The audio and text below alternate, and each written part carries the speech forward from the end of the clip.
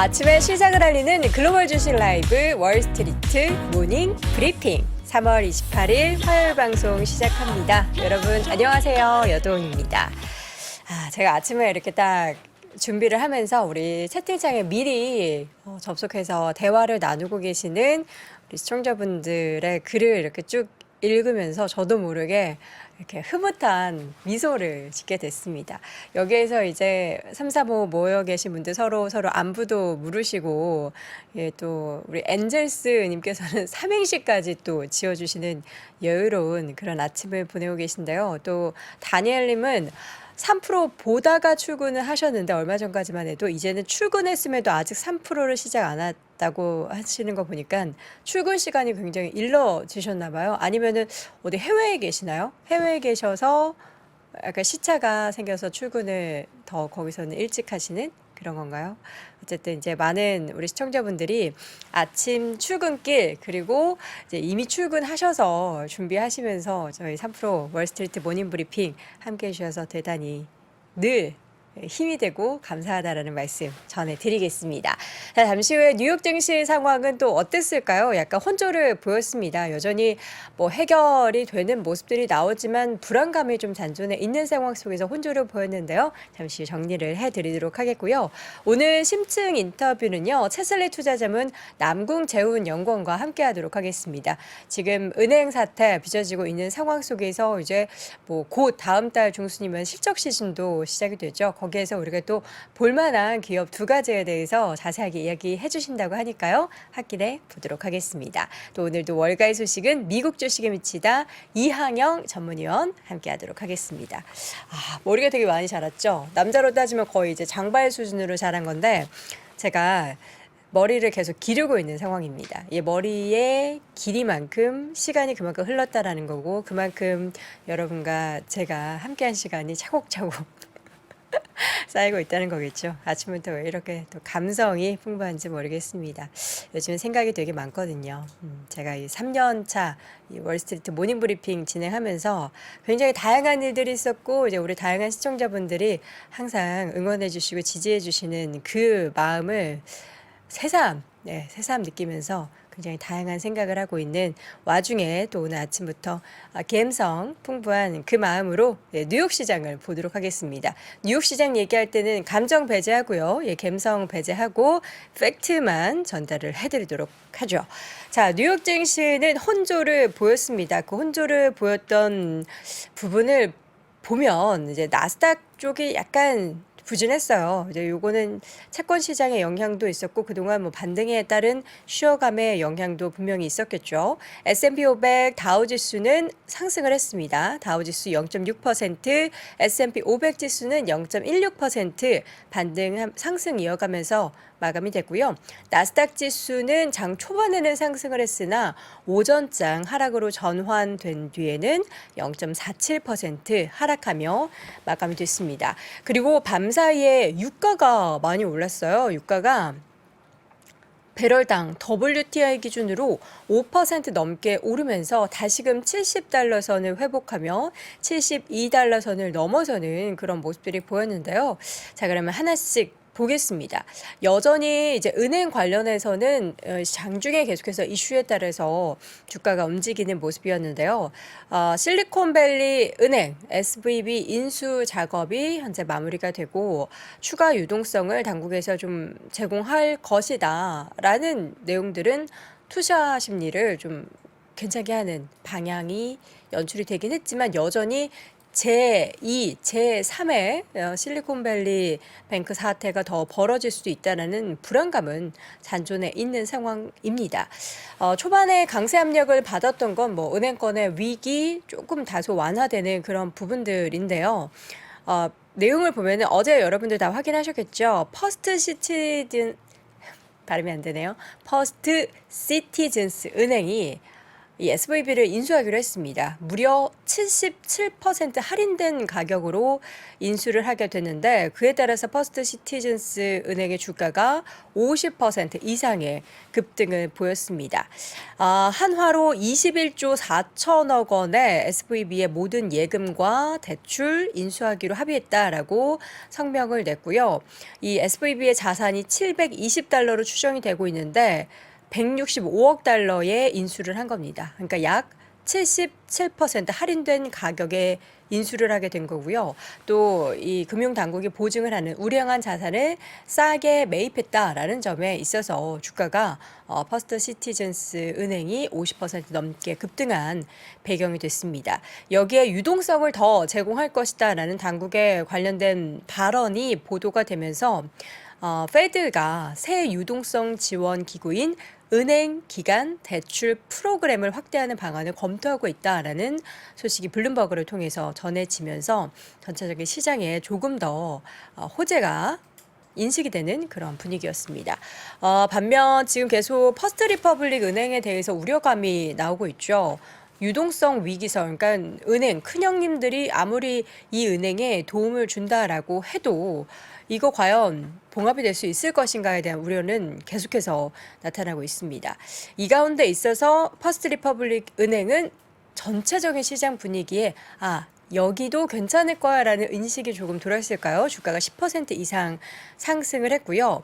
팩 웨스트 뱅코프 3%대, 또 뭐 JP모건, 뱅크 오브 아메리카, 시티그룹 등의 4대 은행의 주가도 큰 폭으로 올랐습니다. 잠시 후에 맵을 통해서 확인해 보면 좋을 것 같고요. 또 독일 최대 은행, 지금 위기설이 좀 많이 돌았었던 도이치방크의 주가도 어제 6% 넘는 반등을 보였습니다. 자, 이 가운데 이제 뉴욕 채권 시장의 분위기가 빅테크주들이 좀 쉬어가는데 영향을 미쳤는데요. 채권 금리 하락세가 나타났습니다.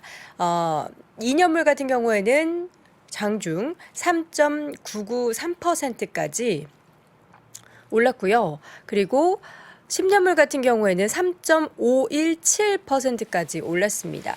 이렇게 금리 약세 속에서 빅테크, 뭐 애플, 마이크로소프트, 알파벳 등의 종목들 좀 쉬어가는 모습들 보였고 특히 구글의 주가가 상대적으로 하락세가 좀 짙어졌습니다.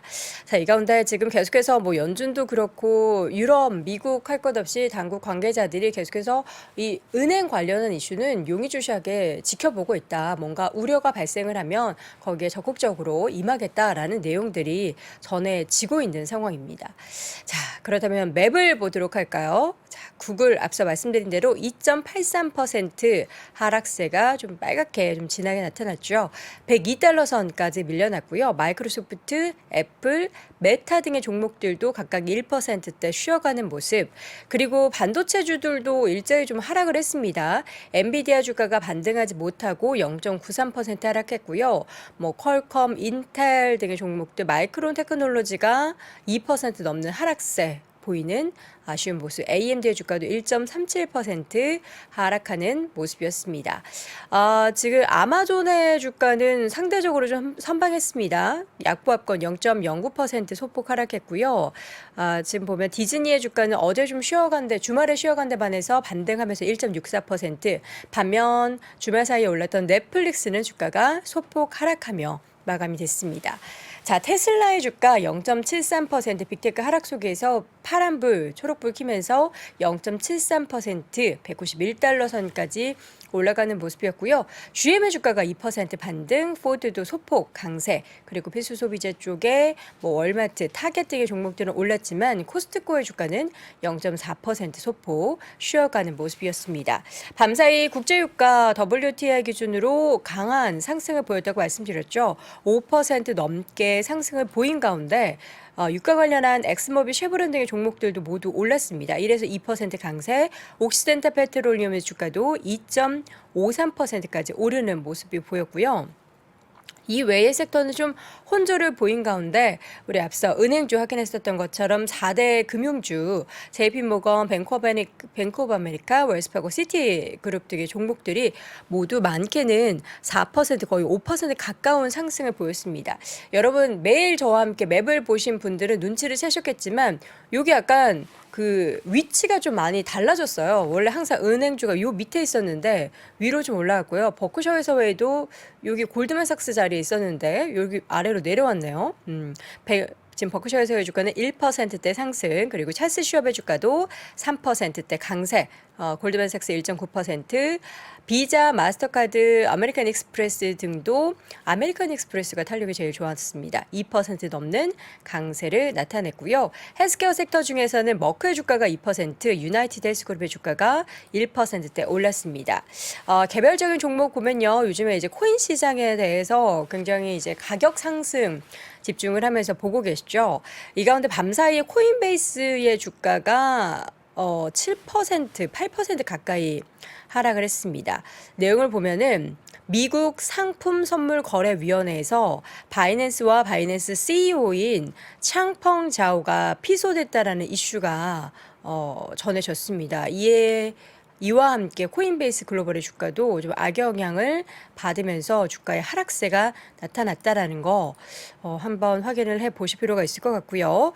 이 외에 좀 긍정적으로 투자 의견 상향 소식이 있었던 종목들 몇 가지만 보자면 로쿠 같은 경우에는 투자 의견이 그동안에는 별로 좋지 않았는데 중립에서 긍정적으로 상향 조정이 되면서 주가가 4% 이상 강세를 보였습니다. 그리고 핀터레스트 같은 경우도 제가 이제 자주 사실 사용하는 플랫폼 중에 하나인데 UBS에서 중립에서 매수로 상향 조정하면서 주가는 2% 넘게 올랐고요. 앞으로 이제 광고 쪽에 있어서의 개선에 긍정적인 코멘트를 덧붙이면서 이와 함께 주가도 올랐습니다.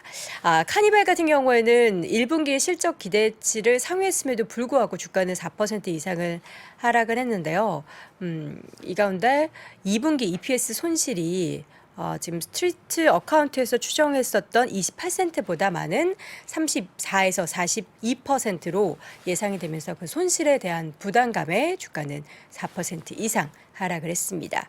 자, 전반적인 뉴욕 증시 분위기는 혼조세, 특히 이제 나스닥 같은 경우는 그동안 형님들이 좀 많이 올랐다면 쉬어가는 분위기였는데 또 이를 통해서 우리는 어떻게 시장을 가늠해 볼 수 있을까요? 잠시 이어지는 심층 인터뷰에서 확인해 보시죠. 채슬리 투자자문 남궁재훈연구원과 함께 다시 돌아오겠습니다.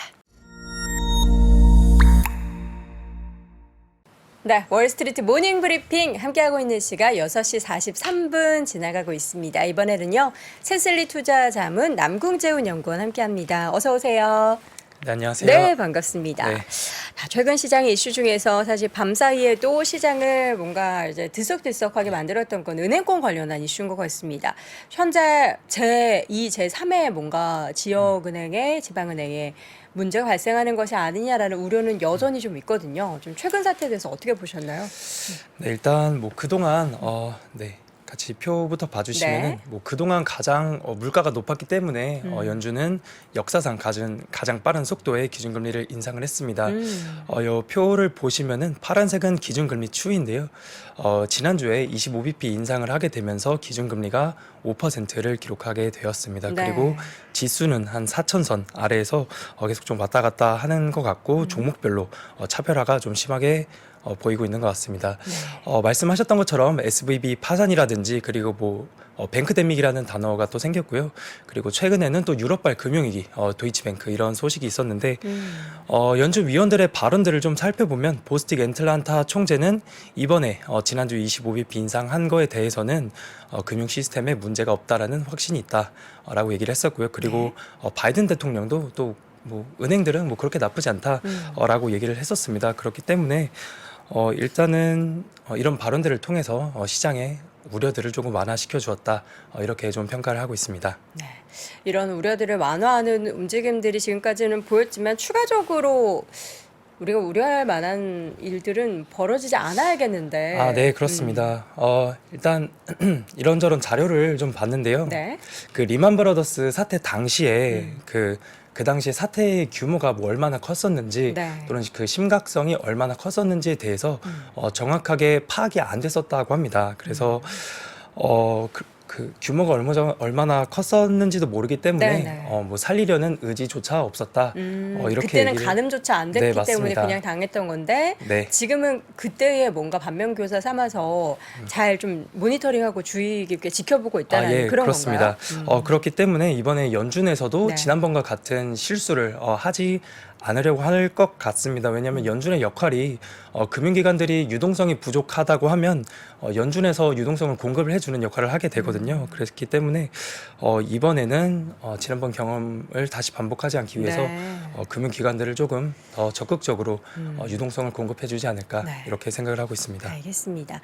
시장의 밸류에이션을 좀 우리가 가늠해 봐야겠습니다. 사실 그러니까 지난이 아니고 이제 앞으로 한 보름 정도 후부터는 이제 실적 발표가 막 예정돼 있는데 지난번에 우리 최루 상무님께서 네. 계속해서 그 실적의 추정치가 상향 조정되고 있다라는 소식, 반가운 소식을 전해 주셨거든요. 그렇다면 우리가 실적 시즌에 대한 기대감을 조금 긍정적으로 열어둬도 될지.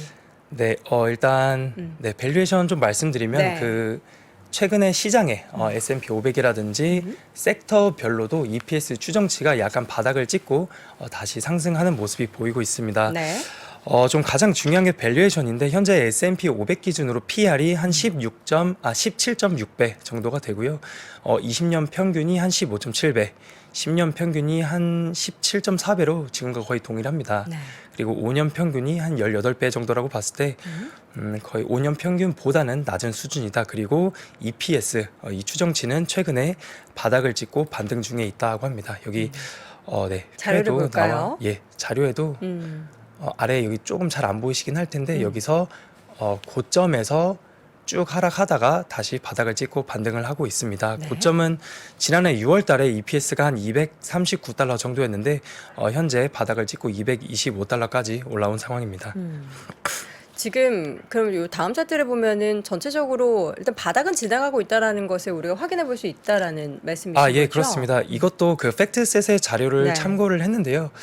여기 올해 1분기, 2분기, 3분기, 4분기 이렇게 EPS의 추정치를 좀 보시면은 1분기에 바닥을 찍고 2분기, 3분기, 4분기 부터는 좀 상승을 보일 것 같다. 그리고 올해 연간 EPS는 222달러 정도, 네. 그리고 내년 연간 EPS는 한 249달러 정도 전망을 하고 있습니다. 그 S&P 500 기준으로 한 70% 이상의 기업들이 컨센서스를 비트하는 실적을 발표를 하기 때문에 네. 향후에 이런 수치들이 또 다시 한번 상향 조정이 될 수 있다. 이런 가능성도 보고 있고요. 그리고 또 하나 제가 개인적으로 좀 중요하게 보는 지표 중에 하나인데 네. 이 표는 S&P 500의 EPS 추이고요. 이거는 섹터별 추이군요. 네, 그렇습니다. 시장과 이거는 필라델피아 반도체 지수 그리고 섹터의 EPS 추이인데 가장 중요한 거는 이 빨간색 점만 보시면 됩니다. 끝에만 보면 되나요? 네, 그렇습니다. 특히 필라델피아 반도체 지수 같은 경우 바닥을 찍고 다시 가파른 턴을 상승을 했네요. 예, 그렇습니다. 그리고 뭐 IT라든지 자유소비재, 뭐 커뮤니케이션, 산업재 이런 섹터들에서 EPS 추정치가 바닥을 찍고 다시 반등하는 모습이 나오고 있는 거는 조금 긍정적인 것 같고, 반면에 뭐 최근에 이슈가 있었던 금융 섹터의 경우 EPS 추정치가 가파르게 하락을 떨어지고 했습니다. 있죠. 네, 그리고 뭐 부동산이라든지 그리고 지난해 강했던 에너지 섹터, 네. 그리고 소재, 헬스케어 이런 섹터들의 EPS 추정치는 하향세가 지속되고 있는 모습입니다. 최근 반등했던 섹터들의 움직임과 같네요. 네, 최근에 그렇습니다. 그 반등을 보면은 이렇게 뭔가 EPS의 추이가 다시금 좀 긍정적인 모습을 보인 것이 시장에도 반영이 되고 있다라고 생각해도 되나요? 네, 저도 그렇게 보고 있는데요. 앞서 이 보여드렸던 표에 네. 이 숫자들을 신뢰를 할 수 있다고 하면은 이런 섹터들에 포함이 되어 있는 종목들을 눈여겨봐야겠죠. 눈여겨보는 것이 조금 더 좋을 것 같습니다. 그래서 이제 다음 그림을 보면은 20개 종목을 나열을 해 주셨어요. 관련된 섹터 안에 대표적인 종목들인데 추이를 한번 볼까요? 네, 이거는 지난 금요일자 기준이고요. 네. 여기에 시가총액 기준으로 20개의 상위 종목들을 나열을 했습니다. 대체로 보시면은 빨간색은 앞서 말씀드렸었던 EPS 추정치가 상향 조정이 되고 있는 섹터, IT라든지 커뮤니케이션, 자유소비재 이런 기술주를 중심으로 보이고 있고요. 또 우측에 YTD 수익률을 보시면은 대체로 또 가파르게 올랐습니다. 네.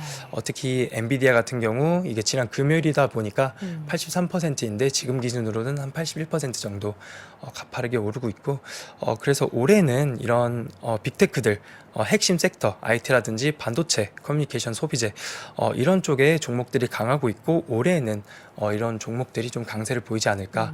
반면에 지난해에 강했었던 헬스케어 섹터라든지 필수 소비재 이런 종목들은 올해는 조금 IT 기업들 대비해서 좀 약할 것 같다라는 의견입니다. 지금 보면은 사실 YTD, 그러니까 지금 3개월밖에 지나지 않았거든요. 네, 그렇습니다. 그럼에도 불구하고 뭐 메타 플랫폼스나 엔비디아 등의 종목들이 이렇게 7, 80% 올랐는데, 올해도 이들 종목이 가려면 그 뭔가 EPS 추이나 그 네. 전반적으로 뭐 빅테크 종목들로 다시금 좀 몰리는 그런 상황들이 연출돼야 되는 거죠. 금리도 조금 꺾이고 해야 되는데, 이렇게 많이 올랐는데 올해 더 간다고? 이렇게 의구심을 갖는 분들께 뭘 보면 그걸 네. 좀 가늠해 볼 수 있는지를 좀 알려주시면 좋을 것 네, 같아요. 다음 표 같이 한번 봐주시면 좋을 것 같아요. 네. 여기 2013년부터 연말 기준으로 해서 지난해 연말까지입니다. 시장 보시면은 2013년 S&P 500이 한 30% 올랐고요. 네. 마이크로소프트가 시장 대비해서 10% 음. 아웃퍼폼을 했었던 모습입니다. 그리고 14년도, 15년도 연간별로 보시면은 시장이 오를 때는 이런 테크주의 종목들이 시장보다 훨씬 크게 아웃퍼폼을 하는 모습이 나오고 있습니다. 반면에 지난해 정도에만 시장이 한 20% 가까이 빠졌는데, 네. 마이크로소프트가 지난해에 한 마이너스 29%, 엔비디아 50% 하락을 했었던 모습입니다.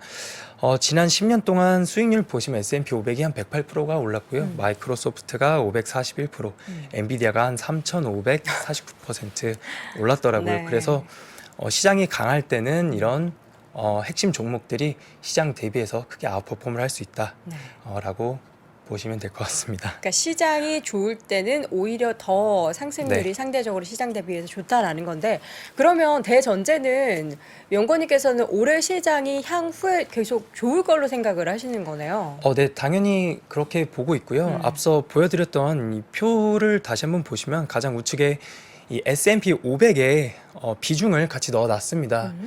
이 말인즉슨 이렇게 이 몇 개의 종목만 하더라도 시가총액 비중이 거의 한 뭐 15% 가까이 되는 것 같거든요. 그래서 이런 종목들이 강하게 오른다면 당연히 시장을 상승세로 이끌 수밖에 없다, 이렇게 보고 있고, 올해는 이런 종목들을 좀 긍정적으로 보고 있습니다. 네.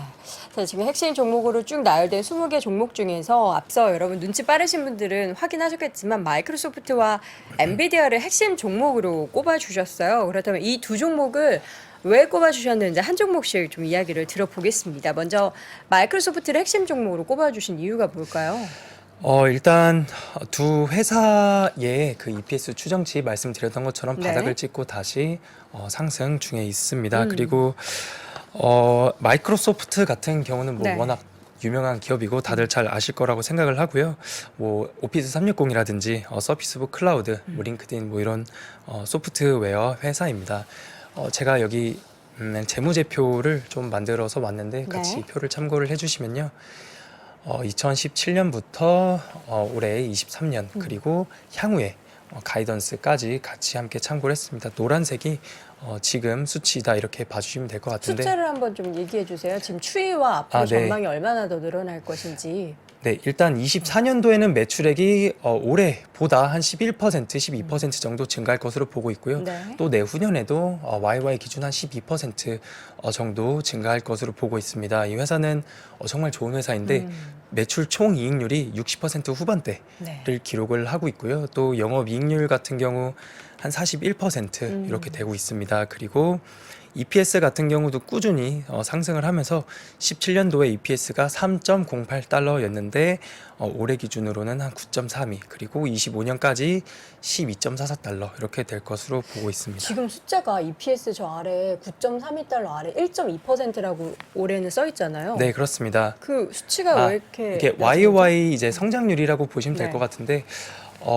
올해는 약간 좀 EPS 성장률 자체는 슬로우하다. 이렇게 네. 뭐 그동안 금리가 워낙 올랐기 때문에 기업들이 뭐 들어가는 자본도 많이 늘어날 것 같고요. 네. 그리고 올해 뭐 대체로 기업들의 실적들이나 이런 것들이 약간 부진한 것으로 나오고 있기 때문에 올해 성장률은 좀 부진하지만 내년에는 YY로 15%, 내후년에도 YY로 16% 성장을 블룸버그 컨센서스에서는 네. 보고 있습니다. 지금 저는 이제 1.2와 15.4 양쪽 연도 보면은 숫자 네. 차이가 많이 나가지고 이게 아, 무슨 예, 일인가 예. 싶었는데 올해는 그만큼 좀 성장세 자체는 좀 더딜 네. 수밖에 없다. 맞습니다. 그럼에도 불구하고 올해 핵심 종목으로 마이크로소프트를 꼽으신 이유가 있으실까요? 네. 또 추가적으로 이 표에 제가 여기 희석 가중 평균 주식수라는 부분이 있습니다. 네. 여기부터 보시면은 그냥 17년부터 올해까지 보시면 되는데 이게 주식 수가 꾸준히 줄어들고 있습니다. 그렇죠. 네, 그 말은 무슨 뜻이냐면 EPS의 가치가 올라간다. 그래서 회사에서 자사주를 매입을 해서 네. 이후에 소각을 한다라는 뜻입니다. 그래서 이 매년 회사의 발행 주식 수가 줄어드는 거는 저희 주주들 같은 경우에는 이게 되게 좋을 것 같은데 결국 주가는 EPS 곱하기 PR입니다. 그래서 여기서 아래에 또 히스토리컬 PER을 같이 넣어놨는데요. 네. 뭐 대체로 20배 중반 수준에 머물러 있습니다. 20배 중반 수준일 때 EPS가 가치가 상승을 하게 되면 PR은 같더라도 EPS 자체가 올라가기 때문에 조금 더 업사이드가 올라갈 수 있다. 그래서 주가의 상승까지 조금 느릴 수 네. 있다. 뭐 이렇게 봐주시면 될 것 같고요. 그리고 또 최근에 시장의 화두가 되었었던 거는 GPT. 그렇죠. 네, GPT 4.0 이고요. 그리고 오픈 AI 지분을 약 49% 정도 보유를 하고 있다고 합니다. 네. 그리고 향후에 회사의 성장성 어떻게 할 거냐라고 보면은 검색 시장 점유율에서 그 마이크로소프트의 빙이 한 시장 점유율 3% 정도 차지를 하고 있거든요. 근데 구글 크롬이 한 93% 이렇게 됐을 때 나중에 GPT가 조금 더 침투율이 올라가게 되고 한다면 빙의 시장 점유율도 더 올라가게 될 것 같다. 그래서 이런 부분들이 좀 긍정적일 것 같고 향후에 지속적인 성장이 가능하지 않을까 네. 이렇게 보고 있습니다. 사실 제가 그 마이크로소프트의 소프트웨어를 쓰고 있거든요. 네. 근데 여기에서 다른 게 잘 구동이 안 되더라고요. 뭔가 이제 크롬이나 그 네이버의 웨일 이런 거를 제가 네네. 새로 설치해서 하려고 하면은 자꾸 그 아. 마이크로소프트 엣지를 네. 뭐 이렇게 기본 사용으로 해둬서 저도 어쩔 수 없이 한번 궁금해서 빙을 네. 가입해가지고 아이디를 만들어서 들어가 보게 됐는데 아직은 잘 사용하지 네, 않게 돼가지고 이게 정말 핵심 그러니까 매출처로 네. 더욱더 성장하려면 조금 더 노력이 필요하지 않을까 이 부분을 좀 더 지켜볼 필요가 있을 것 같습니다. 엔비디아는 또 많은 분들이 사랑하는 종목이죠. 그렇습니다. 일단 올해 들어서 가장 가파른 상승률을 기록하고 네. 있는 종목인데요. 여기서도 표를 같이 봐주시면 좋을 것 같습니다. 매출액도 꾸준히 상승세를 보이고 있고 대체로 이게 사업분대 데이터 센터라든지 게이밍 이 들어갑니다. 뭐 GPU나 이런 것들은 뭐 데이터 센터, 게이밍 다 같이 잡히게 되어 있고요. 그리고 회사가 상당히 좋은데 GPM 총 이익률이 한 66%, 영업이익률도 40%한 초중반대 기록을 하고 있습니다. 그래서도 EPS가 꾸준히 가파르게 성장하는 모습을 보이고 있는데 엔비디아 같은 회사의 투자 포인트도 마이크로소프트와 약간 동일한 것 같습니다. 그 챗 GPT 4.0을 가장 중요하게 보고 있고요. 네. 여기서 A100 칩에 대한 수요가 계속적으로 늘고 있고 A100 칩이 한 개당 $10,000라고 합니다. 그리고 오픈 AI에서 10,000개를 가지고 있다라고 해요. 네. 그래서 뭐 다른 회사들 같은 경우에는 사고 싶어도 못 산다, 없어서 못 산다라고 하고 있고요. 그리고 향후에는 GPT의 그 기술이 더욱 좋아지면 좋아질수록 성능이 좋은 GPU 칩들이 필요하게 될 텐데 그게 H100 칩입니다. 그래서 성능이 약 한 12배 이상 빠르다라고 하고요. 가격도 A100보다 2배 이상 비싸다라고 알려져 있어서 향후에 엔비디아의 P와 Q가 동시에 성장을 할 수 있다라고 보고 있습니다. 그리고 또 비트코인 같은 경우에 최근에 뭐 28,000불 가기도 했었고 또 현재 기준으로는 약 한 27,000불 정도의 거래가 되고 있어서 상관관계가 상당히 높거든요. 그렇기 때문에 비트코인의 가격이 올라가게 되면 GPU 칩의 수요가 조금 더 늘지 않을까 이렇게 보고 있습니다. 뭐 네. 그런 그런 영향인지 엔비디아의 실적 발표를 보시면은 전전 분기에 총 이익률이 보통 한 60% 중반인데 지지난 분기 46%가 나왔고요. 그리고 지난 분기에는 56%, 그리고 최근에는 66%로 다시 한 20%포인트 회복을 했습니다. 네. 그 말인즉슨 그 GPT 이런 GPU가 붙으면서 총 이익률이 40% 중반까지 하락을 했다가 다시 60% 중반대까지 올라왔다라고 보시면 될 것 같습니다. 그래서 향후에 그 GPT 그리고 GPU 칩에 대한 수요가 늘 것으로 보고 있기 때문에 앞으로 Q와 P 모두 같은 동시에 성장을 할 것 같다라고 보시면 될 것 같습니다. 핵심 종목 마이크로소프트와 네. 엔비디아 두 가지 확인을 해봤습니다. 자, 오늘 우리 남군재훈 연구원님이 처음 출연하시는 건데 오늘 이야기 그러니까 전체 이제 시장의 뭐 밸류에이션도 받고 앞으로 추정치 EPS 추정치도 받고 지금 어떤 종목들이 쭉 제일 많이 올랐는지를 봤습니다. 그럼 여기에서 우리가 도출될 수 있는 결론을 내려보자면 어떤 이야기를 할 수 있을까요? 네. 결론 몇 가지 포인트를 좀 정리를 해봤는데요. 앞서 말씀드렸던 것처럼 올해는 빅테크, 특히 반도체라든지 IT 그리고 GPT와 관련되어 있는 종목들, 마이크로소프트와 엔비디아 뭐 이런 빅테크 종목들이 올해는 조금 더 좀 강세를 이어가지 않을까라고 보고 있습니다. 이익 추정치도 하향 조정이 마무리 단계에 머물러 있고 향후에 좀 다시 턴어라운드 될 수 있다 이렇게 네. 보고 있고요. 또 반도체 업황 자체도 3분기부터 턴어라운드 할 것이라는 게 시장의 컨센서스이기 때문에 조금 긍정적으로 보고 있습니다. 그리고 추가적으로 오늘 밤 장 마감 이후에 MU 마이크로 테크놀로지가 회계연도 23년도 2분기 실적을 발표를 하는데 네. 예상 매출부터 보시면 3.74 빌리언 그리고 EPS로는 마이너스 0.63을 부진할 것으로 네, 예상하고 있죠. 조금 더 부진할 것으로 보고 있는데 지난주에 뭐 이런 뉴스 플로우를 살펴보면은 1분기 실적은 어차피 바닥일 건 알고 있다. 네. 가장 중요한 거는 가이던스이고 다음부터 어떻게 될 거냐이다라고 하면서 뉴스 기사가 Buy it anyway. 뭐 어쨌든 사라 뭐 이런 기사가 하나 있었습니다. 뭐 실적이 지금은 어쨌든 사라. 부진해도 네. 어쨌든 살아. 네, 뭐 누가 그런 책임진대요? 네, 그런 뉴스 기사가 있었었는데 네. 어쨌든 실적은 바닥이다. 오늘 밤 마이크론 실적 발표 가장 지금이 중요할 것 바닥이다. 같고요. 또 앞서서 말씀해 주셨던 것처럼 다음 주부터 실적 발표가 시작이 됩니다. 항상 그 실적 발표는 항공주가 가장 먼저 하고요. 네. 금융주가 그 뒤를 잇고 그렇죠. 한 일주일에서 2주 정도 뒤에 빅테크가 실적을 발표하는데 델타항공 같은 경우 4월 12일, 뭐 4월 13일 날 하고 뱅크 오브 아메리카 같은 경우 4월 18일 그리고 애플이 4월 말 4월 27일에 실적을 발표를 합니다. 네.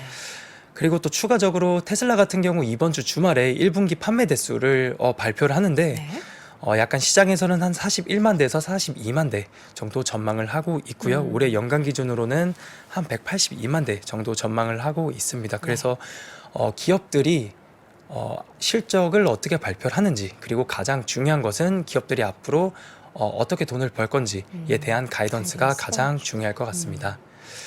그리고 또 마지막으로는 저희가 주가의 메커니즘을 이해할 필요가 있다라는 말씀을 드리는데 어떤 메커니즘이요? 네, 여기 표를 같이 봐주시면은 네. 이거는 마이크론 테크놀로지 최근 5년 주가와 12개월 포워드 EPS 추이입니다. 네.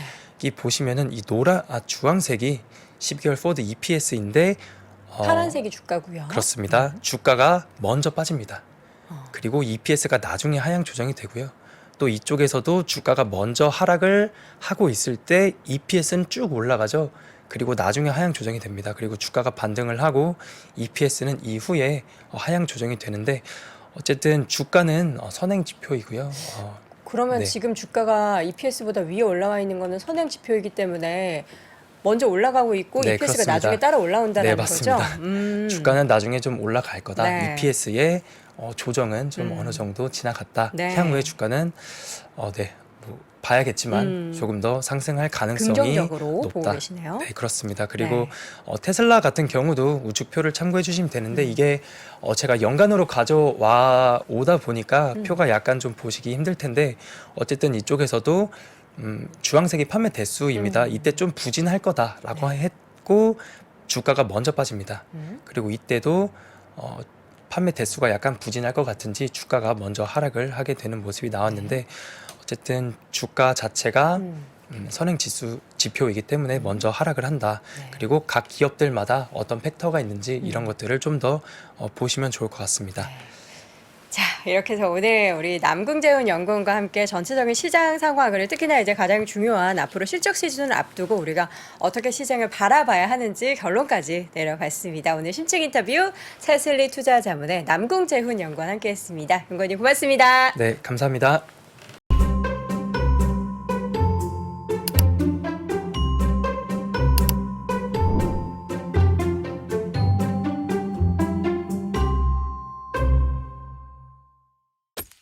월스트리트 모닝 브리핑 한국투자신탁운용과 함께합니다. 네, 월스트리트 모닝 브리핑 함께하고 있는 시각 7시 7분 지나고 있습니다. 예, 럭키 세븐이 2개나 있네요. 이번에는 월가의 소식, 미국 주식에 미치다 이한경 전문위원 함께합니다. 위원님 어서 오세요. 네, 안녕하세요. 이한경입니다. 네, 반갑습니다. 자, 밤 사이에 빅테크 주들이 좀 쉬었는데 네네. 그거 뭐 채권 영향인 거예요? 아니면은 뭐 올랐으니까 이 정도면 뭐 쉴만하다 이런 건가요? 그거보다는 제가 계속 똑같이 말씀드리는데요. 금융주는 이게 양립하기가 쉽지 않은 구조예요. 금융주가 올라갈 때 빅테크가 예, 예. 함께 올라가는 게 쉽지 그 않다. 말씀드렸잖아요. 마이크로소프트면 마이크로소프트, 애플 다 마찬가지입니다. 물론 엔비디아는 앞선 코너도 잠깐 얘기했지만 뭔가 AI에 대한 어떤 뒷배경이 분명히 있었지만 네. 뭐 엔비디아는 논의를 하더라도요. 나머지가 갑자기 지금 애플이 10% 올라가고 마이크로소프트 10% 올라갈 그런 건덕지는 별로 없다라고 말씀드렸잖아요. 그보다 안전 자산에 대한 가는 건데 지금 금융주는 예를 들어서 어제 그제 계속 말씀드렸다시피 자기네가 돈은 진짜 많이 들어오잖아요. 많이 들어오는 회사가 1등부터 25등 기업은 $1,200라는 돈이 들어온다고 말씀드렸잖아요. 그렇고 분명히 좋아지는 것도 있지만 그냥 더불어 같이 떨어진 거거든요. 그래서 그런 것도 지금 어찌 보면 이렇게 양립하기 쉽지 않다라고 저는 계속 말씀드릴 수밖에 없다라고 말씀드리겠고요. 오늘도 마찬가지입니다. 이게 어느 한쪽이 이기는 게임이 절대 아니거든요. 오늘 보면 금융주가 일제히 반등했잖아요. 그 왜 반등했습니까? 다들 아시잖아요. 지금 실리콘밸리 뱅크를 또 내셔널 어디 뭐 그 시티즌인가 그런 뱅크에서 인수했잖아요. 퍼스트 시티즌. 퍼스트 시티즌이요? 네, 처음 들어봐요. 아이고 이름 중요한 게 아니라 네. 인수하는 거 전체 예금 뭐 부채 다 인수한다는 거잖아요. 뭐 그쵸. 인수한다 그러니까 77% 할인된 가격에. 아니 그러니까 주가 확 올라가면서 그런 것들이 다 올라가잖아요. 잠시 후에 보여드리겠지만 그런 것도 올라가다 보니까 그런 것들을 많이 갖고 있는 ETF들도 좀 반응했을 맞아요. 겁니다. 예를 들어서요. 요즘 보면 그 약간 다른 얘기부터 해드리면 많은 분들 관심 있을 테니까요. 저희도 아마 방송에도 저도 몇 번 소개해드렸고 아마 많은 분들 대한민국에서 미국 주식을 ETF로요. 그러니까 TQQQ 말고요. 배당 투자로 제일 많이 갖고 있는 ETF 뭔지 아시죠? 전 세계에서 가장 커진 ETF가 찰스 수협에서 하는 SCHD입니다. SCHD는 제가 알기에는 그 한국투자신탁 운영도 갖고 있고요. 신한인가 어디도 해갖고 그 미러링한 말씀해 ETF가 주셨죠? 몇 개 있어요. 예. 근데 그런 것들이 왜 빠졌느냐? 최근 들어서요. 빠지니까 또 유효하고 많은 분들이 찰수가 망하면 어떻게 돼요? 이런 질문하시는 분이 계시거든요. 이 근데 빠졌다고 하기에는 고점에서 좀 밀린 거 정도. 그런 거의 특징이 배당이 높은 것들의 특징이 상대적으로 벤치마크보다 금융주가 많은 겁니다. 네. 그래서 빠진 거거든요. 근데 그런 것도 오늘 좀 반등하잖아요, 지금요. 그러니까 그런 흐름으로 일단 이해하셔야 될 것 같아요. 그래서 지금은 양립하는 구조가 아니라 지금 시장이 한쪽이 올라가면 한쪽이 좀 약하고 한쪽이 약하면 올라가고 이런 구조다. 펀더멘탈로 지금 움직이고 펀더멘탈 때문에 갑자기 좋아지고 나빠질 건 없다라고 보셔야 되겠습니다. 그래서 말씀드렸다시피 어제 보여드린 거 혹시 기억나세요? 지금 한 컨설팅 그룹에서 고객들한테 요번에 그래서 실리콘밸리뱅크 사태 이후에 어디로 여러분들 신규 계좌 만들어서 돈을 어디로 옮겼냐고 했을 때 50%가 JP 모건이었잖아요, 지금요. 네. 그래서 나름 우량한 은행으로 돈이 몰려가잖아요. 그쵸. 근데 문제는 그런 은행도 다 빠졌다니까요. 같이. 다 빠진 거죠. 그러니까 그런 것들이 나름 지나고 나면 회복하겠죠. 뱅크 아메리카도 한 5%인가의 새로운 계좌가 열렸거든요. 뱅크 아메리카가 뭐 크게 잘못할 게 뭐 없잖아요. 우리 여도랭크한테 여쭤보면 뱅크 아메리카 망한다고 생각하세요? 그 은행이 망하는 거는 네. 그냥 전 세계 금융시장이 다 망한다라고 보면 되는 여기다 거 아마 아닌가요? 이 방송 보시는 분 중에서도요. 뱅크 아메리카가 물론 뱅크 아메리카는 이름이 그렇죠. 국립은행 그런 게 아닙니다. 네. 지금요. 뱅크 아메리카도 민간 은행인데 뱅크 아메리카는 미국에서 가장 큰 소위 그 소매 영업 중에서 가장 큰 은행입니다. 물론 뱅크 아메리카 메릴린치에서 다 같은 일을 하지만 가장 큰 은행이 되겠고요. 쉽게 해서 크레딧 카드로도 제일 먼저 만든 은행이기도 해요. 지금요. 그러니까 비자의 모태가 됐던 거가 뱅크 아메리카에서 그 카드거든요. 네. 근데 한번 여기 적어보세요. 여기 그 오늘 참여하신 채팅창 쓰신 분 중에 뱅크 오브 아메리카가 망할 거라고 생각하시면 한번 1번 적어보세요. 여러분, 망할 수도 있다라는. 뱅크 오브 아메리카가 망할 거라고 이번 사태로 인해서 생각하시는 망할 거라고 분들 생각하시면 한번 1번. 한번 적어보시고 적어 주십시오. 그리고 망할 일이 없다. 설마. 망할 가능성이 없다는 경우는 2번 적어보세요. 참고로 말씀드리면 뱅크 오브 아메리카 일대 주주는 네. 버크셔 해서웨이입니다. 지금요. 일대 주주가요. 그렇죠. 예. 근데 왜 떨어졌어요? 물론 떨어지는 거는 은행이 떨어졌는데 지나고 나면 그게 망하지 않을 거라고 생각하면 지금 가격 상당히 싼 겁니다. 싼 거. 그렇기 때문에 나중에 한번 지나면 올라갈 수 있겠죠. 다만 어떻게 우리가 시점을 딱 특정할 수는 없는 거죠. 그래서 많은 분들이 공포시 때문에 못 살 뿐인데요. 네. 제가 봤을 때 그런 것들도 다 지나고 나면 정상적인 자리로 간다고 좀 보는 거죠. 아까 1번이 망할 것 같다 생각하시는 거고 2번이 아니다. 2번은 1번도 좀 있어요. 망할 수도 있죠. 망할 수도 있지만 대부분의 경우에는 안 망한다고 생각하시죠. 미국에서 사는 입장에서는 BOA 망하기 힘들죠. 의미 아니, 그러니까요. 없음. 망할 일이 없음. 왜냐하면 보통 근데 그 일본에도 여러분들이 있어. 리저널 뱅크로 여러분들 그 IB가 아니라 보통 상업은행으로요. 상업은행으로 보통 여러분 예금하고 대출하고 카드 쓰는 거 대부분이 가장 큰 점유율이 뱅크 오브 아메리카가 갖고 있거든요. 그쵸. 그러니까 우리나라 보면 KB 같은 거라고 보시면 돼요. KB금융. 그러니까 그런 쪽의 느낌이 지금 시장에서의 심리다라고 보셔야 될 것 같아요. 그러니까 시장의 심리가 정말 좋으면 뱅크 오브 아메리카 그렇게 떨어질 수가 없는 거죠. 다만 딱 용기를 내서 못 사는 것은 늘 말씀이죠. 공포시 때문에 못 사는 거든 공포심. 그러니까 그런 거를 말씀드립니다. 여하튼 뭐 너무 서론이 길었지만 지금 금융주고는 일제히 반등했고 또 하나가 있다면 이슈가 오늘 유가까지 급반등한 것도 그쵸. 있었고요. 또 하나는 다우랑 S&P 상승했고 나스닥이 오늘 상대적으로 쉬는 네. 그 정도로 하고 이해하시면 되겠고요. 네. 오늘 섹터별로 보면 에너지가 2% 잠시 후에 말씀드리겠고요. 금융주가 2%, 1.4%, 그 테크 주식이 0.7% 떨어졌고요. 부동산이 요즘 최근에 또 재미가 별로 없어요. 부동산은 뱅크 오브 아메리카에서 경고한 거하고 요 다른 것도 몇 번 얘기하지만 소위 커머셜 리츠 제가 말씀드렸던 그 상업용 오피스 이런 것들 이런 많이 있는 것들 이런 것들이 재미없거든요. 그리고 리테일 쪽에도 약간 부진한 것들이 있고 그런 쪽이 흐름이라고 보셔야 될 것 같습니다. 바로 이게 흐름이거든요. 퍼스트 시티즌스. 오늘 이게 오늘 지방은행 지역은행 중심으로 급등한 겁니다. 오늘 주가가. 네. 그러니까 뭐 3, 4% 올라간 건 티도 안 납니다 지금은. 그렇죠. 10%, 뭐 50%막 올라가다 보니까 이런 흐름이 나오는 거죠. 네. 그러니까 이거는 시장이 극히 불안전한 와중에 나오는 급등락의 반복일 뿐이다라고 보셔야 될 것 같습니다. 그리고 이런 사태가 한 번에 절대로 그 진정되지 않죠. 언젠가 또 여기서 또 무너지고 또 빠지고 또 돈이 들어가고 또 살려준다 안 살려준다 얘기가 계속 나올 수밖에 없는 그런 흐름이라고 보셔야 되겠습니다. 네. 유가 오늘 급등했는데요. 맞아요. 유가는 오늘 6개월 내 최대 폭이 급등했습니다. 5% 네, 6개월 했는데요. 두 가지 정도 이유가 있다 합니다. 이건 저도 좀 몰랐던 건데요. 이라크가 쿠르드 자치정부의 석유 추가 관련한 파이프라인이 있는데요. 파이프라인이 뭐 그 튀르키예, 터키까지 가는 뭐 엄청난 그 파이프라인인가 봐요. 근데 그 안에서 소송을 하고 있는데 이라크가 이겼다고 합니다. 또 어찌나 재판을 했는데 그래서 뭐 수출이 제한될 수 있다 그러면서 공급이 차질이 뭐 하면서 급등했고요. 또 하나는 로이터 통신에서 중국에 걸 얘기하면서 중국에서의 어떤 산업 생산이 다시 활발해지면서 중국에서의 석유 수요가 커질 수 있다. 그런 얘기가 나온 것이 두 가지 하면서 유가는 급반등했다. 다만 이거에 비해서 오늘 에너지 주식 분명히 제일 많이 올라갔지만 아주 폭등하는 건 아니었다라고 보셔야 될 것 같습니다. 네. 또 유가 좀 올라갔고요. 금리는 10년물 금리도 오늘 약간 좀 반등하는 모습. 워낙 네. 급하게 떨어지다 보니까 오늘은 좀 반등하는 모습을 보여준 것이 흐름이 되겠습니다. 3.5%대까지 반등했고요. 미국 달러는 여전히 그냥 그 수준입니다. 100달러 이하까지는 아직 못 가고 있고요. 어떤 101, 102, 103 그 정도에서 약간은 지금 조금은 좀 눈치 보는 빗나가 보이네요. 네, 그런 모습입니다. 그렇지만 이 당시에 비해서는 상당히 많이 내려가 있죠 지금요. 그리고 지금 엔화 같은 경우에도 130달러, 130엔 초반이잖아요 지금요. 그리고 우리나라도 지금 1,300원 이하잖아요 지금요. 그러니까 그런 흐름 정도 이해하시면 되겠습니다. 그래서 많은 분들이 또 카페나 이렇게 쓰시는 분 보면 이제 또 1,300원 이하로 가니까 이제 또 1,200원 이하는 언제 가냐 이렇게 물어보시는 계시는데요. 그거 알면 여기 있으면 안 되죠. 진짜 그거는 신의 영역이라고 할까요? 아무도 모르는 거죠. 여하튼 금값 같은 경우에는 조금 약간은 진정되는 모습.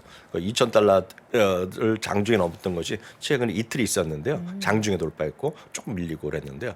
다시 1,950달러 수준. 그나마 이것도 작년 대 연말에 비해서는 상당히 많이 오른 겁니다. 지금. 그래서 금값에 대한 고공행진이 여전히 있다라고 보셔야 되겠고요. 네. 달러가 약해지는 것과 금은 분명히 반대로 간다라고 이해하시면 좋겠습니다. 네, 특징적인 기업들 뉴스 테슬라부터 좀 확인해 볼까요? 네, 테슬라는 이제 1분기 출하데스, 인도데스 발표가 이제 며칠 안 남았죠. 왜냐하면 그렇죠. 모든 자동차 관련된 데이터들은요, 전 세계에서 가장 아주 클리어하게 나옵니다. 미국 같은 경우는 이틀 있다 나오고요. 우리나라는 이틀 정도 네. 매달 나오고, 중국은 제가 알기에는 15일 정도에 나오는 거예요. 중국의 판매 대수, 웬만한 게 판매 대수가 다 나오는데, 테슬라 같은 경우는 통상 분기 끝나고 나서 그 다음 한 2, 3일 안에 나옵니다. 이번에도 4월 2일이나 4월 3일 정도에는 분기 출하 대수, 생산 출하 대수가 나올 것 같은데요. 참고로 요 왼쪽 그림 있지 않습니까? 여기요. 요거는 출하됐습니다. 인도됐습니다.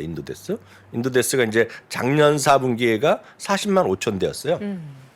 그것도 여전히 사상 최대인데요. 월가의 컨센서스는 이번에 42만 대를 예측하고 있는데요. 바클레이스에서는 42만 5천 대로 더 팔릴 거다. 그리고 생산은 얼추 43만 대 정도 나올 거라고 같고요. 2분기까지 그러니까 이건 틀렸네요. 2월입니다. 2월. 네, 1에서 올 2월이요. 2월입니다. 오타입니다. 2월까지 27만 5천 대였기 때문에 충분히 가능할 거라고 지금 월가에서 보고 있습니다. 네. 그리고 이제 지나고 나면 요 날 있죠. 요 날인가요? 요 날 2023년 떨어졌을 때 $100 이하 갔을 때가 장 끝나고 우리 시간으로 보면 장 끝나고 가격 인하 발표했을 때 그래서 시간에서 뭐 $10 10% 정도 떨어져 갖고 $100 깨졌을 때 있지 않습니까? 그때 이제 유의하고 테슬라도 끝이다 폭망이다 이렇게 뭐 했던 분들은 지금 민망하죠. 그다음부터 약 더블이 됐는데요. 판매가 인하가 매출 확대에 큰 기여했다고 바클레이즈도 인정하고 있습니다. 다만 바클레이즈는 여전히 의견 자체는 매수보라기보다는 중나비의 중리고요. $275의 목표 주가를 재확인하고 있다라는 정도 이해하시면 되겠고요. 다만 최근 들어서 주가가 많이 이렇게 보여드렸다시피 주가가 오르다 보니 투자 의견 자체는 매수에서 중립이나 이렇게 내린 곳이 3군데 정도 있습니다. 3월 이후에. 물론 목표 주가는 올라갔지만 투자 의견 자체가 아주 세진 않다라는 것도 참고하시면 되겠고 이것 역시 4월 초에 그런 생산 출하 대수가 공개되면 그때 약간의 조정 가능성은 있죠. 다만 전체적으로 주가 좀 많이 올라가 있기 때문에 단기적으로 그렇기 때문에 투자 의견 자체는 매수보다는 중립에 지금 쏠려 있다라고 일단 이해하시면 되겠습니다. 네. 카니발 주가가 좀 상대적으로 하락했죠. 네, 카니발은 우리가 좀 생각해볼 필요가 있겠는데요. 카니발은 이번 분기 실적은 기대 이상의 실적이 나왔거든요. 그렇지만 주당 손실이 이제 55센트가 나왔어요. 오늘 오타가 많네요. 55센트인데 60센트 전망했는데 55센트가 나왔어요. 매출은 44.3억 그리고 43.2억이기 때문에 매출이나 이런 것들은 다 나왔고요. 특히 주목하려고 쓰는 것은 매출 있죠. 네. 매출이 여기가 전년 동기가 66.2억이었거든요. 16.2억 달러이기 때문에 상당히 많이 늘어난 건 사실입니다. 그렇지만 문제는 주당 이익과 매출액 추이가 여기 보시면 나올 텐데 분명 회복된 건 맞는데 문제는 이번 분기 있죠. 이번 분기에 대한 가이던스, 현재 진행되고 있는 가이던스를 좀 낮췄어요. 근데 이게 뭐냐 가장 큰 거가 주당 손실이 28% 정도 예상했는데 그보다 더 커질 거라고 얘기했는데요. 그거가 매출은 예약은 지금 또 사상 최대가 나오고 있다고 합니다. 예약은. 그렇지만 인건비라든가 식자재 등 인플레이션이 너무나 무섭게 올라가고 있다. 특히 이걸 생각해 보면 우리 그 제롬 파월 의장도 여러 번 얘기했지만 지금 고용 시장에서 가장 큰 이슈가 되는 것이 뭐예요? 레저 앤 호스피탈리티잖아요. 서비스 업종이잖아요. 근데 오롯이 아시겠잖아요. 그 카니발이나 크루즈 선사에서 일하는 분들이 제조업이 없잖아요.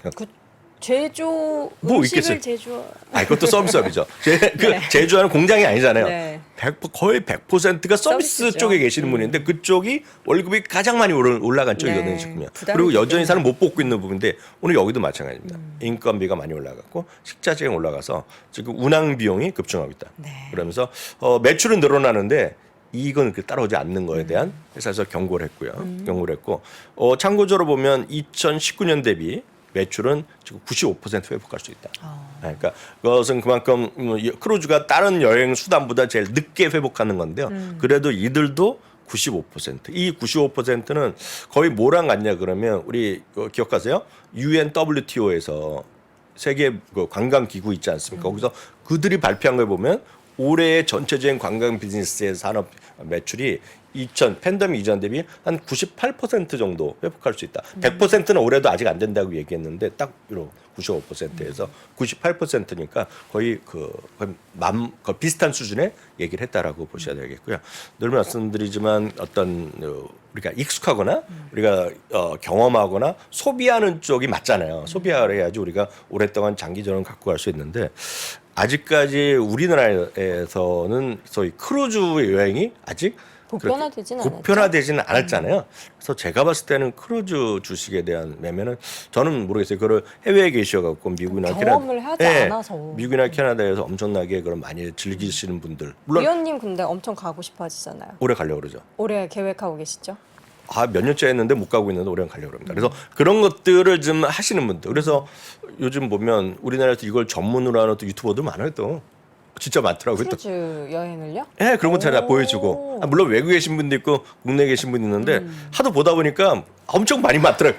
이게 유튜버라는 거가 잘 찾아주잖아요. 그쵸. 어디선가 나타났는지 엄청 많아요. 알고리즘이 다 알려주죠. 그러니까 알고리즘이 형님이 알려주는데 네. 여튼 이런 쪽이 익숙하지 않기 때문에 저는 이쪽은 이렇게 좀 모르겠어요. 좀 매매하기 쉽지 않을 것 같습니다. 네. 자, 이 가운데 우리 또 이 기업 하면은 메모리 우리 이남우 교수님이 항상 떠오릅니다. 네, 오늘 허쉬의 주가가 오늘 특징주 한 두세 가지 말씀드리는데. 사상 최고. 네, 허쉬 주가는 작년에도 이게 80% 정도 올랐을 겁니다. 왜요? 뭐 초콜릿 수요가 더 많아졌어요? 이남우 작년에? 교수가 워낙 좋아요. 이게 대표적인 필수 소비재 같은 거잖아요. 네. 그리고 이게 사실 보면 압도적인 시장 점유율을 갖고 있고 브랜드 파워를 파워가. 갖고 있잖아요. 그런 거에 힘이겠죠. 그리고 안정적으로 이게 꾸준히 그 매출이나 이익이 꾸준히 들어가는 대표적인 거로 보면 영어로 하면 보링 스탁이거든요. 네. 작년에 보링 스탁이 상당히 괜찮은 것들이 많았었는데요. 그런 관점에서 허쉬였다라고 보셔야 되겠습니다. 그래서 많은 분들이 어저께 제가 또 마음에 또 상처를 받지 않았습니까? 왜요? 마음의 상처를 주신 분들은 저희 가족은 저희 지인이랑 둘이 살기 때문에 상처를 줄 일은 별로 없어요. 네. 왜냐하면 그 잔소리 듣는 거 있지 않습니까? 여러분도 한번 공감하실 것 같아요. 남성으로서 부부에서 부인한테 잔소리를 듣고 사는 거는 숙명입니다, 숙명. 그래서 그런 건 제가 잔소리가 아니죠. 바른 소리. 네, 그렇죠. 좋은 그래서 소리. 저는 그걸 인정하는데 저한테 이제 스트레스거나 잔소리 그 서운하게 하시는 분은 수많은 댓글 하시는 분들이죠. 어저께 무슨 슬픈 소리가 어저께는 있었죠? 저한테 딕테이션이 후졌다고. 근데 그거 다시 태어나야 될 것 같아요. 저의 문제는 딕테이션이 발음. 후진. 근데 우리 또 이영영 위원님께서 짧은 시간에 많은 내용을 전달해 주시려고 하다 보니까 다 제 잘못이죠. 그건 제가 인정하죠. 근데 제가 처음에 방송업계에 들어간 거가 벌써 거의 20년 됐거든요. 네. 그때부터 PD한테 들었던 얘기가 위원님은 다 좋은데 그때는 무슨 뭐 부장 뭐 이랬겠죠. 부장이 다 좋은데 발음이 후져갖고 안 되겠어. 뭐 이런 얘기를 들었어요. 근데 하여튼 딕테이션은 다시 태어나는 거로 제가 복구를 하겠고. 말씀을 살짝 천천히만 하셔도 조금 나아지실 거예요. 네, 근데 그렇죠. 막 내용을 많이 근데 전달하려는 발음 자체가 제가 후진 건 제가 인정해요. 제가 고쳐드리겠습니다. 다시 태어나겠습니다. 그리고 어저께 또 한 분이 그 데컬스 얘기했더니 데커스. 네, 그분은 저한테 충격을 주셨어요. 설거지 하라는 거야? 이렇게 많이 올라간 걸 왜 보여줘? 뭐 이런 식으로 쓰셨어요. 근데 제가 그분한테 제가 뭐라 할 건 없지만 그러시려면 작년 10월부터 계속 보셨으면 되는데 이렇게 말씀드릴 저희가 수밖에 이제 없죠. 데커스 이야기는 자주 드렸던 허쉬도 기억이긴 제가 말씀드리면 이거는 벌써 2021년 가을부터 저는 얘기한 적이 없는데 그때부터 이남훈 교수가 계속 네, 얘기했다. 맞아요. 처음에 저희 함께 하실 때부터 이제 그 오너들이 계속 운영하고 있는 몇 대가 운영하고 있는 그런 기업으로 소개해 드렸었죠. 네. 우리 이양현 위원님 방송 끝나고 댓글 다 보세요. 지금은 못 보죠. 저는 못 보는데 지하철 타고 하는 네, 시간이 다 전 보세요. 댓글 보는 네. 시간이죠. 저는 되도록 안 보려고 노력해요. 아이 무슨 소리 하세요 저한테. 아니, 정말 맨날 저한테 되도록- 유유하시면서. 아니 실시간으로 봐요 저는. 여러분. 예. 딕션 맞아. 딕테이션이 예. 아니라 딕션 죄송합니다. 딕션. 템테이션이랑 헷갈리셨네요. 유혹하는 그분이 딕션이라고. 딕션을 했었나? 딕션이 맞아. 딕션. 예. 나이 들면 다 햇소리가 나옵니다. 어쨌든 예, 여러분. 근데 허쉬가 그랬고요. 네. 그래서 다든 레스토랑 있죠. 사상 최고가. 다든 레스토랑은 이제 우리나라에는 별로 브랜드가 안 들어온 거 알고 네. 있는데 미국에서는 이제 레드 랍스터 하면 다 아시고요. 올리버 가든 하면 모르실 분이 없어요. 다 아시는 겁니다. 네. 근데 이게 왜 뭐냐면 사상체육과에 도전하고 있는 건데요. 이게 제가 내일 한번 보여드릴게요. 지금 보면 카드 소비나 이런 것 중에 소비가 계속 늘어나는 것 중에 분야가 하나가 레스토랑? 먹고 마시는 겁니다. 먹고 마시는 거 여전히 핫다는 거예요. 그래서 이런 게 좀 가고 있고요. 그냥 말이 나온 게 하나 더 보여드리겠습니다.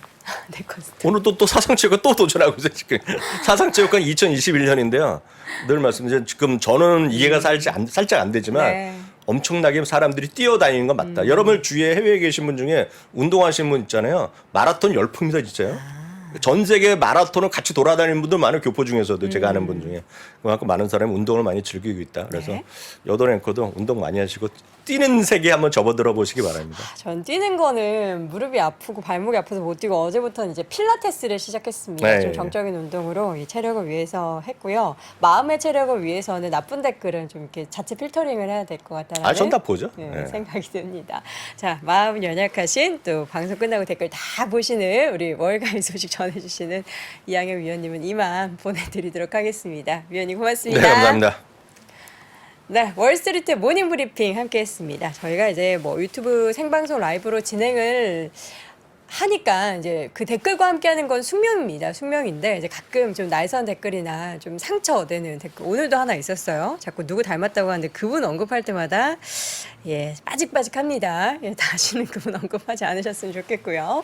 저는 내일 우리 많은 선풀 그리고 많은 응원 댓글과 함께 새벽 6시 30분에 다시 돌아오겠습니다. 여러분 오늘도 행복한 하루 보내세요. 고맙습니다.